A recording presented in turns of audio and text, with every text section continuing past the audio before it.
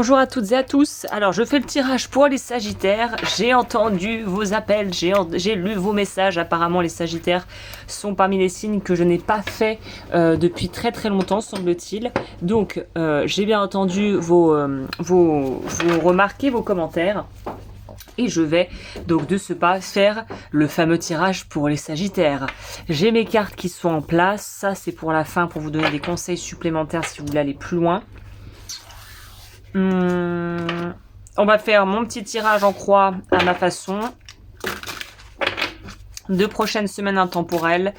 Petite partie complémentaire sur la vie sentimentale s'il y a des choses à dire. On va voir s'il y a des choses qui sortent déjà dans le tirage général. N'hésitez pas à aller voir ce que je propose si vous voulez aller plus en profondeur. J'ai un site web lodufeu.com, c'est en barre d'infos. Alors, du coup, il faut que je mette mes petites cartes.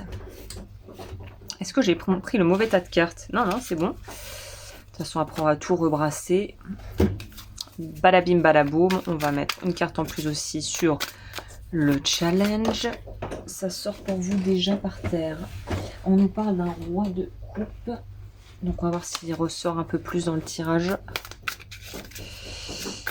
On nous parle d'un roi de coupe. On nous parle de vos émotions, de votre vie émotionnelle.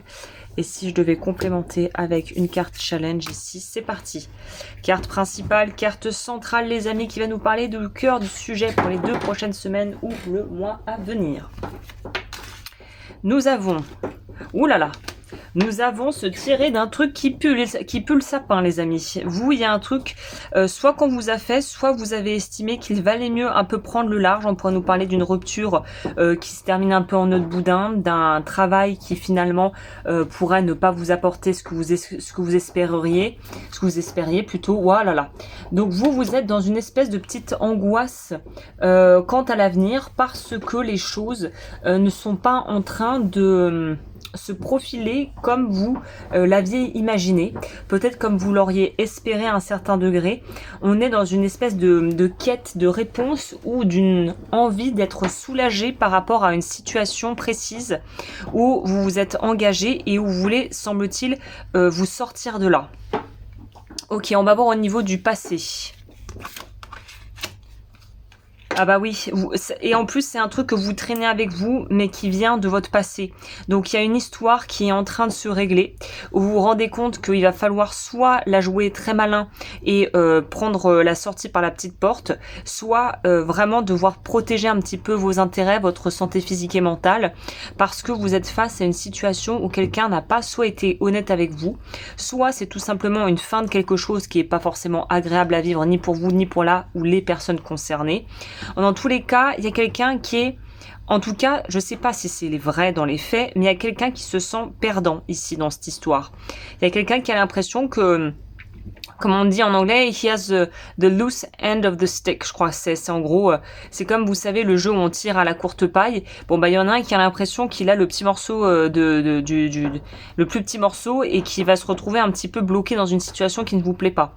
Pour d'autres, si ça n'a rien à voir avec une personne qui aurait pu vous faire quelque chose un coup bas, c'est peut-être tout simplement, je prends un exemple tout bête, vous avez été opéré à la suite d'une opération que vous aviez à faire, je sais pas, un truc au poignet ou au pied ou quelque chose comme ça, et finalement vous pensez que vous allez pouvoir reprendre le travail rapidement et puis le médecin vous dit non, en fait on va te mettre en arrêt pendant encore 2 semaines en plus ou 1 mois, et finalement c'est pas forcément que ça soit en soi une mauvaise chose, c'est juste que ça modifie un peu vos plans et que vous pensiez que vous alliez pouvoir retourner entre guillemets à la normale rapidement et que vous allez retourner à la normale juste un peu plus lentement. Au niveau du présent, ouais, alors ok, ça pourrait nous dire qu'il y avait des gens qui comptaient sur vous et qui du coup se retrouvent un petit peu, en tout cas, vous avez peut-être l'impression qu'ils dépendaient de vous et vous vous sentez responsable, comme si vous aviez une espèce de devoir moral vis-à-vis d'eux ou que vous étiez engagé. Ah oui, ça pourrait nous parler d'un truc comme ça aussi. Autre scénario possible, c'est que vous étiez peut-être engagé sur quelque chose que vous n'allez pas pouvoir mener à terme. Et c'est pas forcément de votre faute dans le sens où c'est pas forcément de votre propre chef, de votre propre initiative. Vous vouliez partir en vacances avec Pierre-Paul Jacques, vous vous pétez le pied. voilà, c'est pas de votre faute si vous êtes pété le pied. Certes, Pierre, Paul, Jacques vont être un peu déçus de ne pas pouvoir partir avec vous, mais en fait, l'important c'est de vous, déjà émotionnellement, pouvoir vous dire je fais du mieux que je peux, et puis de toute façon, semble-t-il, à un certain degré, vous êtes limité dans votre, comment on dit, dans votre pouvoir d'action. Donc là, ça sert à rien, encore une fois, de s'auto-flageller, mea culpa, mea maxima culpa. Si vous avez fait du mieux que vous pouviez et que de toute façon, vous n'êtes pas en état de faire quelque chose, voilà, vous n'allez pas sortir de votre chapeau une solution magique pour pouvoir résoudre le problème. Il y a une notion ici d'être confronté aussi au dur, à la réalité factuelle des événements et peut-être aussi de votre propre état actuel. Donc le valet de couple ici pourrait nous dire bah oui, bah il va falloir aussi avoir de la bienveillance avec soi-même. Les choses que je voulais mettre en place ne peuvent pas être mises en place.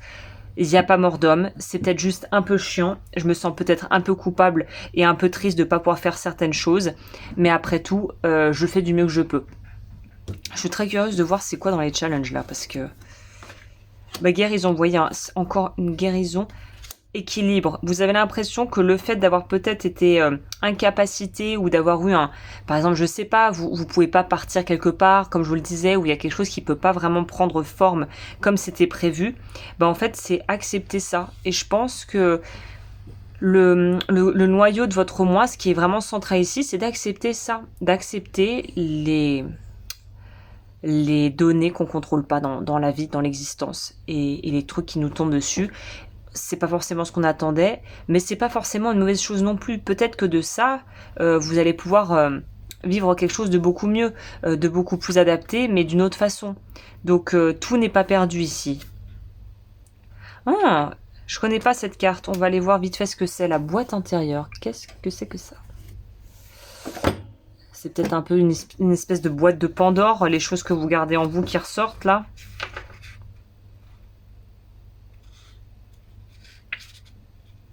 « 37. Alors, pour une fois, j'ai pas eu à galérer pour trouver.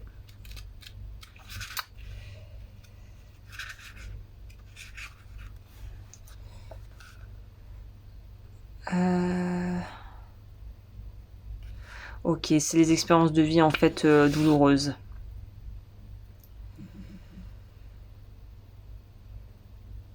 Alors, imaginez que la carte vous parle, hein, parce que c'est le parti pris de l'autrice. C'est comme si la carte s'adressait à vous, donc je lis ce que la carte a à vous dire.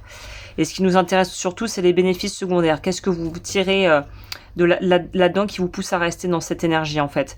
Je suis le fruit de nombreuses souffrances, mais j'ai de très bons côtés. Je suis très pratique et tu le sais bien. Je t'aide à gérer tes émotions et tes souffrances intérieures. Alors oui, c'est comme cacher la poussière sous le tapis, mais cela est très commode quand tu n'as pas les ressources pour équilibrer tes réactions émotionnelles, tes réactions et tes pensées.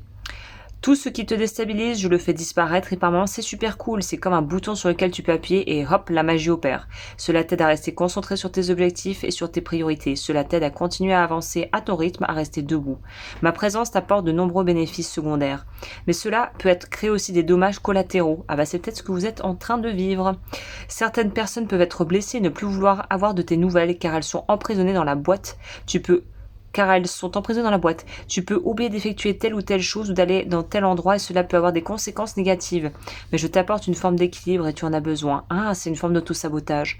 Alors, comme toi, j'admets que parfois c'est super de pouvoir mettre ces choses-là en moi. Donc voici cette...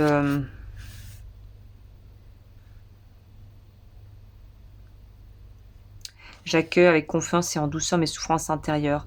Donc c'est peut-être ça l'effet dommage collatéral. C'est pas tant que vous vouliez créer de la merde autour de vous, c'est que en laissant de côté certaines choses et en repoussant peut-être à plus tard l'échéance ou la décision ou la conversation qui fait mal ou la prise de prendre le temps de vraiment se mettre au clair avec soi-même, bah à force de repousser l'échéance, on paye le prix. Alors, je crois que ce qu'il faut que je vous dise déjà, d'ores et déjà, n'attendez plus pour mettre les choses en ordre, quel que soit le domaine de vie concerné. Alors, on vous dit pas de tout faire en 2 jours, mais prenez les choses en main avant que ça soit elles qui vous prennent en main et que ça soit peut-être beaucoup moins agréable. C'est comme quelqu'un, j'avais connu une personne comme ça qui était terrifiée à l'idée de faire des bilans médicaux et qui en gros était en train d'attendre presque d'être à l'agonie pour aller faire une prise de sang. Et il y a un moment donné, en fait, il faut mettre ses priorités au bon endroit. Donc il y a peut-être une idée de dépasser certaines peurs aussi avec ça. Influence extérieure.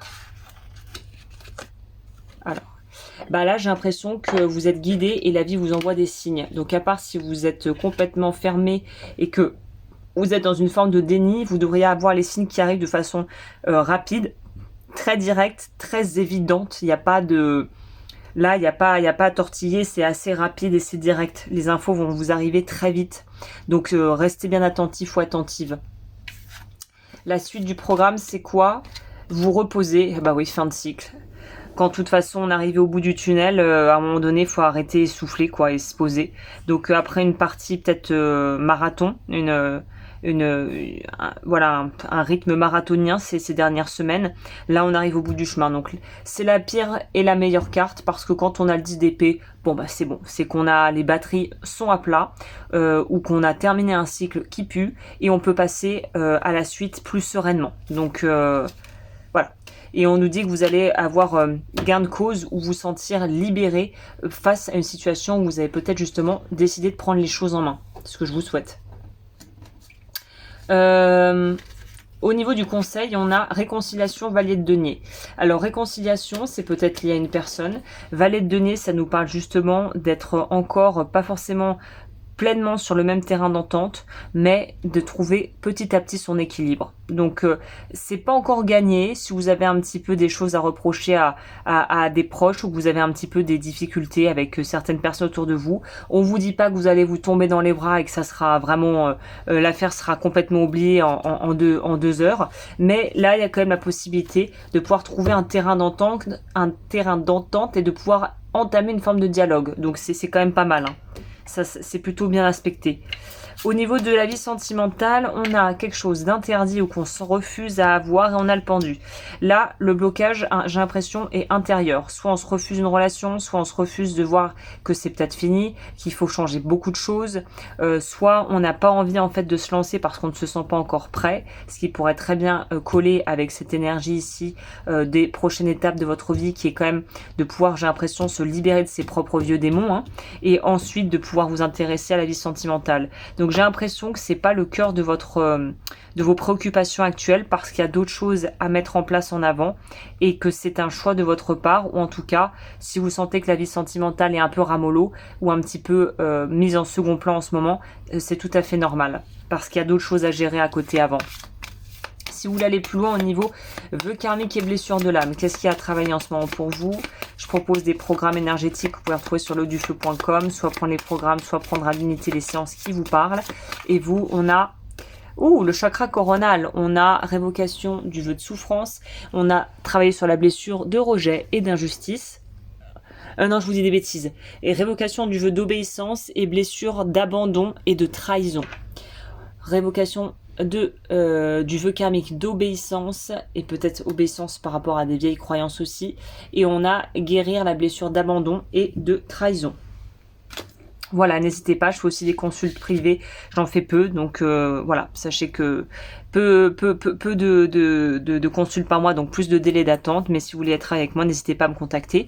Et puis bah moi je vous dis les Sagittaires, de très belles semaines à venir avec je pense un cycle qui se boucle et une nouvelle ouverture qui va se créer.